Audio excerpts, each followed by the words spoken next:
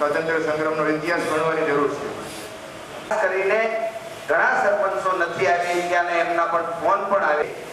એ સરપંચોનું શિબિર સાથે સાથે તેમનો સન્માન કાર્યક્રમમાં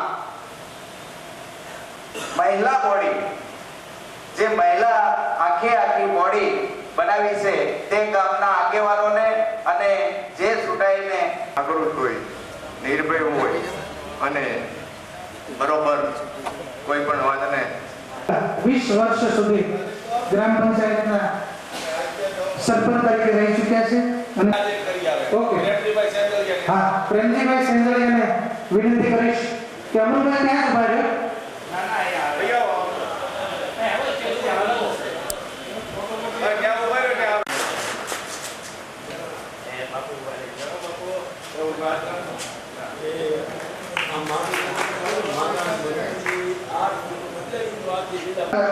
સંપ શક્તિનું પ્રતીક છે મૂર્તિ.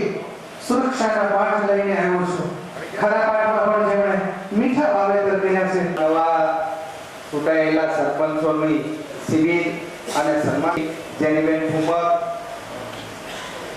જિલ્લા પંચાયતના બાંધકામ સમિતિના ચેરમેન રમીલાબેન દીપકભાઈ માલાણી, નાની સિંચાઈના ચેરમેન ભાઈ શ્રી દિનેશભાઈ, આરોગ્ય સમિતિના શું કામ કે રૂલ ઓફ લો છે ના ચેરમેન ભાઈ શ્રી ઘનશ્યામભાઈ. આજે અમને જેનીબેને જિલ્લા પ્રમુખે બોલાવ્યા નવા સરપંચોને ચૂંટાયેલા છે એને, અને કામના વિકાસોને માટેનું એને ખૂબ અમને કીધું છે કામના વિકાસ કરો, અને જિલ્લા પંચાયતની બોડી બધી હાજરમાં હતી અને અમારે કામ કરવાની દરેક શક્તિ આપે અને અમે કામ સારા કરશું ગામડાના, અને અમારી ભેગી જિલ્લા પંચાયત છે. અમે અમરેલી જિલ્લા પંચાયત દ્વારા જે નવા નવલોહિયા યુવાનો જે ગ્રામ પંચાયતની તાજેતરની ચૂંટણીમાં જે વિજય બન્યા છે, પક્ષાપક્ષીથી દૂર રહે અને ગામનો વિકાસ કઈ રીતે થાય તેની માટે જે નવા યુવાનો છે તેમને માર્ગદર્શન આપવા માટે જિલ્લા પંચાયતની તમામ ટીમે